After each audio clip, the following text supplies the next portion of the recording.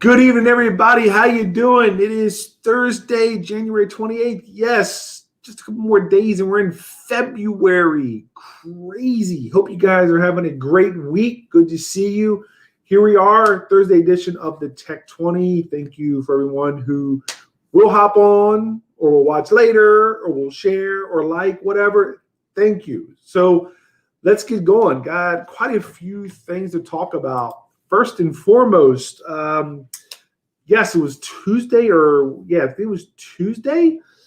A lot of internet issues, widespread East Coast. Come to find out, you're not alone. There were people that were having issues with Zoom and Gmail, Slack, and Roblox, which is an online game. Apparently, it was traced to a fiber line that had been cut in Brooklyn, New York, a Verizon fiber line.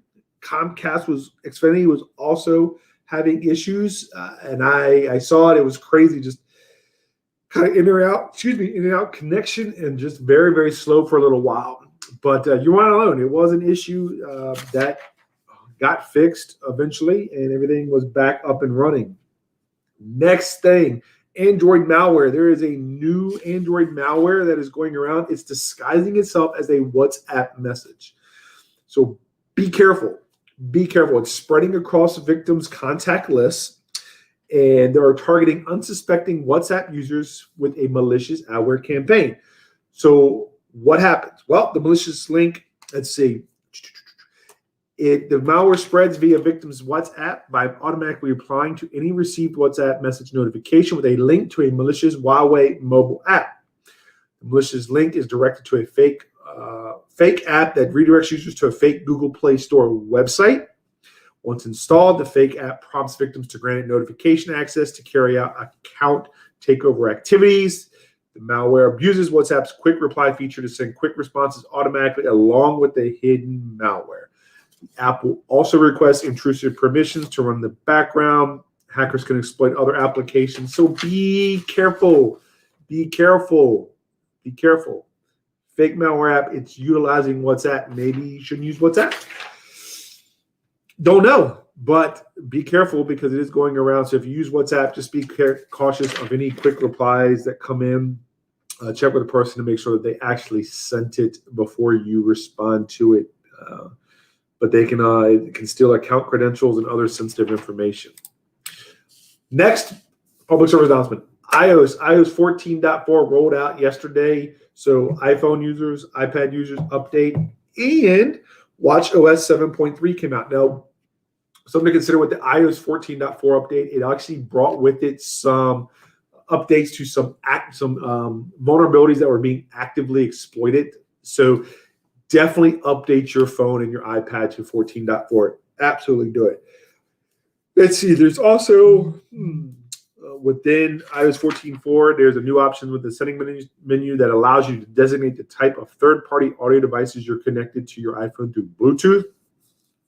Helps your iPhone properly measure headphone audio level so it can send alerts if you're listening to something at a level that may damage your hearing. Apple also tweaked the camera app, better recognize QR codes. And let's see.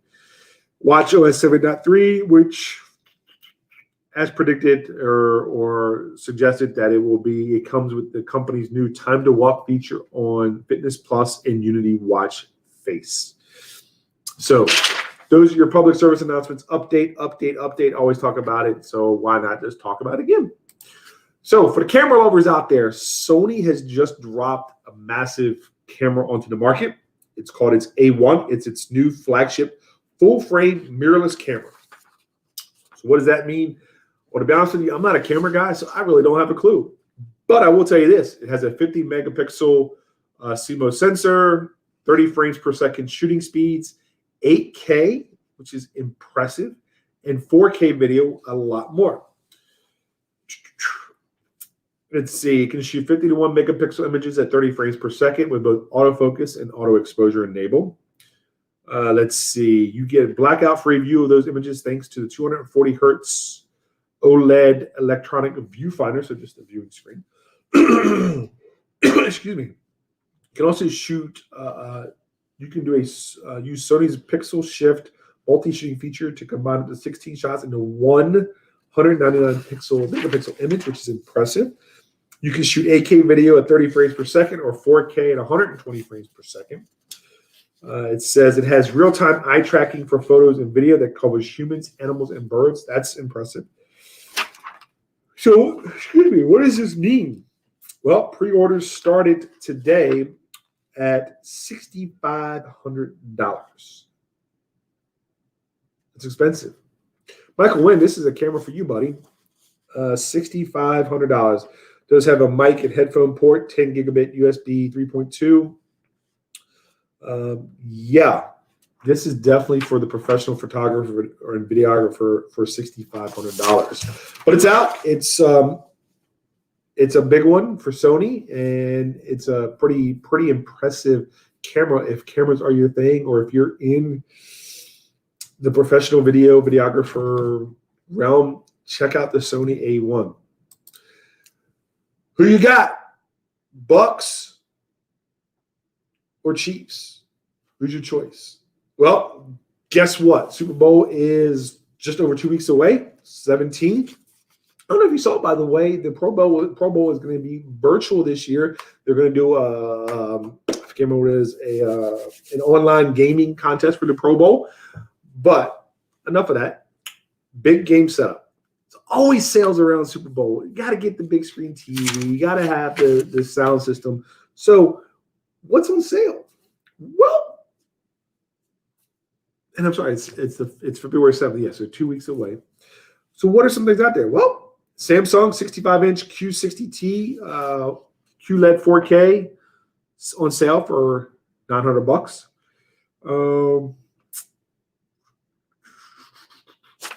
There is 32-inch TVs for $450. There's a 75-inch Samsung 4K smart TV for $1,100.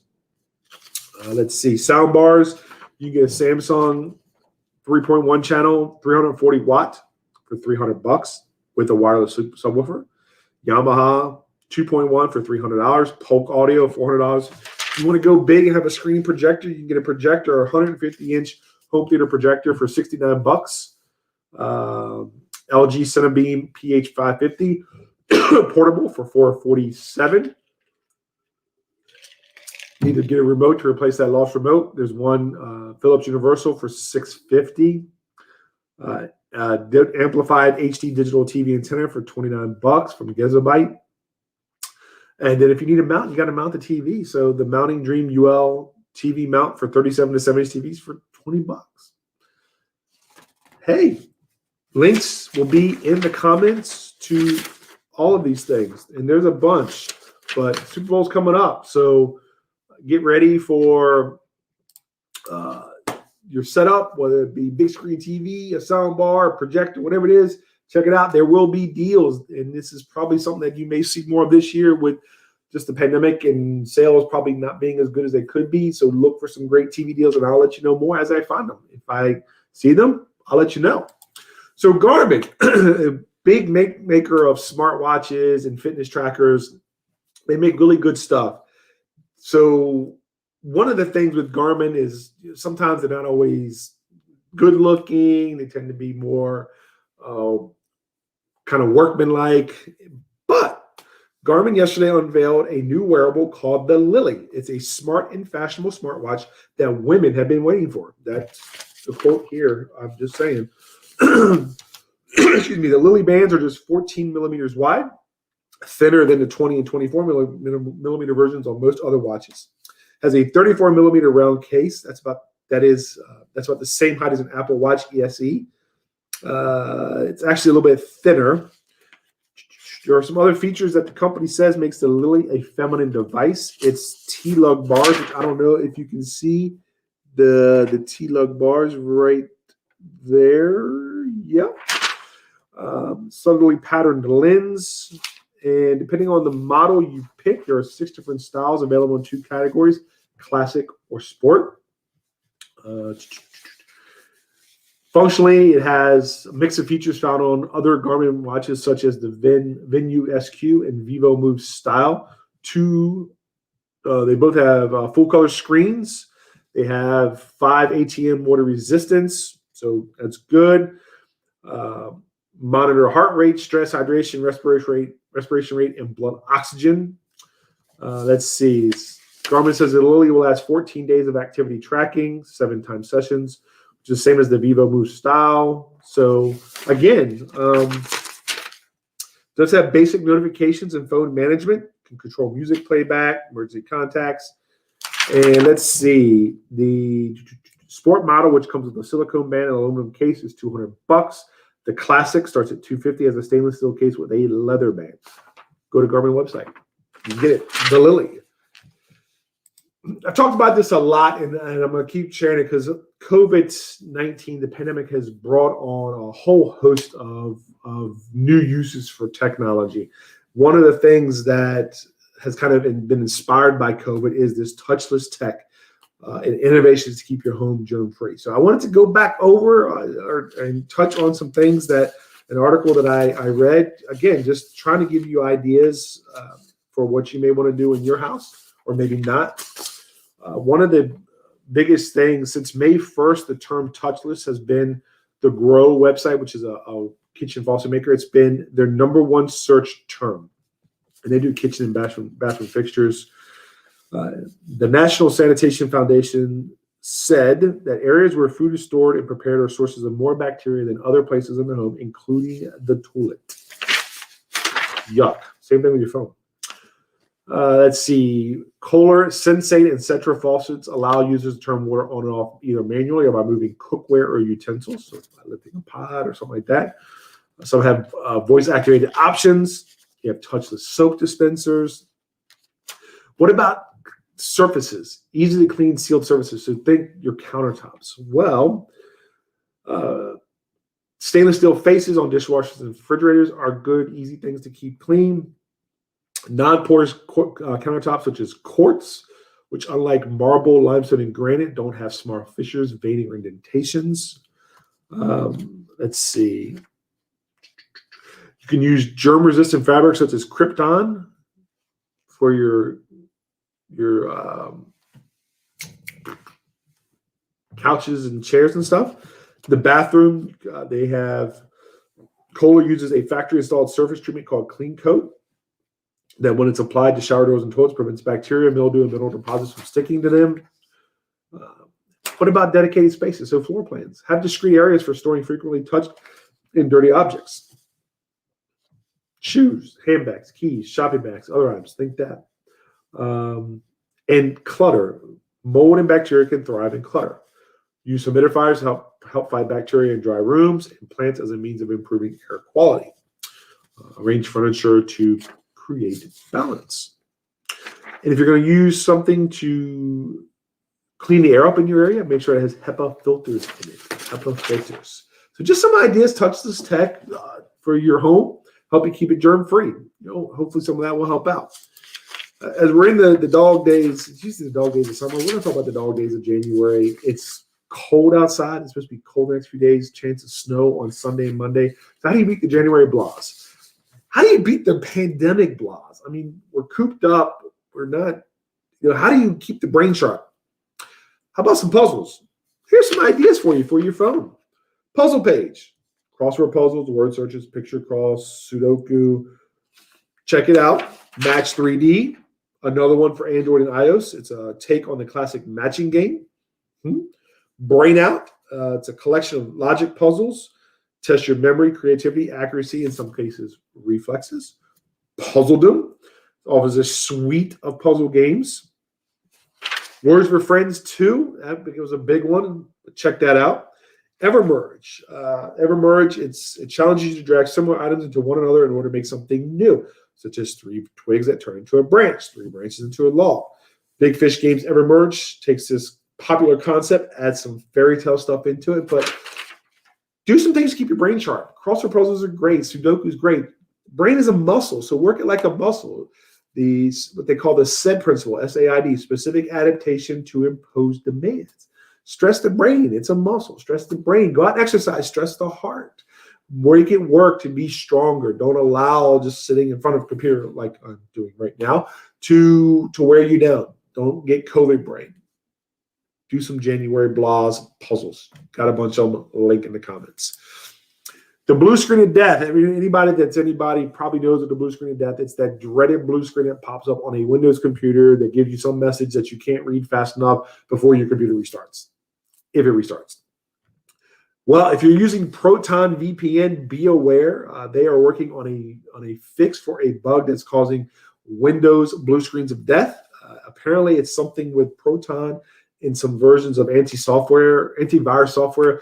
The article I read didn't specify, didn't get a chance to really dig in, but they are recommending that if you are getting this, disable your antivirus, temporarily disable the antivirus, or if you're using the most current version of Proton VPN for Windows, which is 1.18.2, downgrade to the previous stable version. That should resolve the issue. Not really sure what's causing it, but I'll switch to a different one. Nord, CyberGhost. There's other ones out there. But Nord Proton, if you're getting a blue screen of death and use Proton VPN, just check it out. Speaking of hacking, and we talked a lot about SolarWinds, well, found out something else not related to SolarWinds. There's apparently been a sophisticated threat actor that has gained access into networks of high-tech and aviation companies by hacking into their cloud-based services. Apparently, the dwell time was as long as 3 years, which is crazy. 3 years for a hacker to be in somebody's network is bad, very bad. Let's see. So they've encountered this threat actor before between October 2019 and April 2020. They think that the initial infections in at least one case went all the way back to 2017. That is wild. They use what they call credential stuffing, password spraying, brute force techniques to initially compromise companies' webmail, storage drive, or other cloud-based services from providers like Microsoft and Google.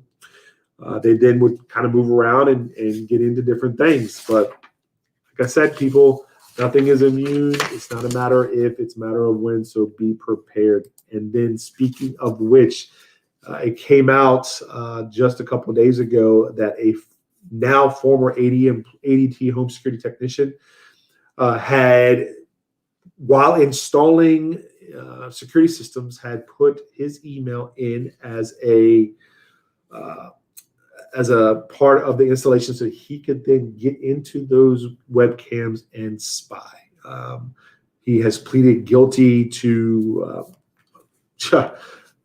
being basically pleading guilty, repeatedly hacking into customer video feeds for the purpose of spying on women. Privacy affected over 220 accounts. ADT, this gentleman is facing jail time. ADT said is discovered the breach last April after a customer complaint. They found out about this, terminated the employee, reported it to the law enforcement, and that the company has implemented technical and procedural solutions to prevent this sort of abuse from happening again. And it's also using third-party experts to review company policy, privacy, and security practices. So if you had ADT and you were in the Texas area, because this is where it's at, you might want to check your stuff. Last but not least, this was reported Monday in the journal Science magazine, that a drug developed to fight multiple myeloma has proven 27 and a half times more effective at treating COVID than remdesivir, and I can't say it right, the R vaccine, in laboratory studies. So it's Aplodin or I can't say it. Can't even say it. It's been effective in human lung and kidney cells, as well as fighting COVID-19 in lab mice. What does this mean? Don't know. It does say they do believe that second study, it's not been published or peer-reviewed, suggests that Aplodin is equally effective against one of the new strains that has spread throughout Britain. I think that's the B.1.1.17 or something like that.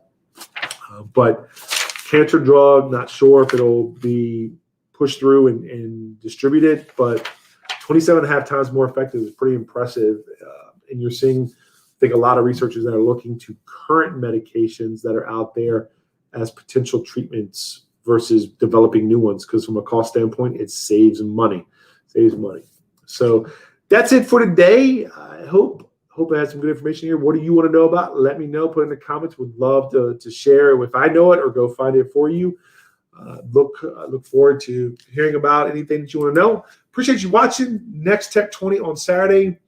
May actually not be a weekly recap because I found a bunch of information I've been reading up on today. I didn't want to throw it all in today. So it will be Tech 20. It will be a Tech 20 on Saturday at 5 p.m. Whether it's a recap or some more information is to be determined. But enjoy the rest of your week, and I will see you on Saturday at 5 p.m. Have a great evening.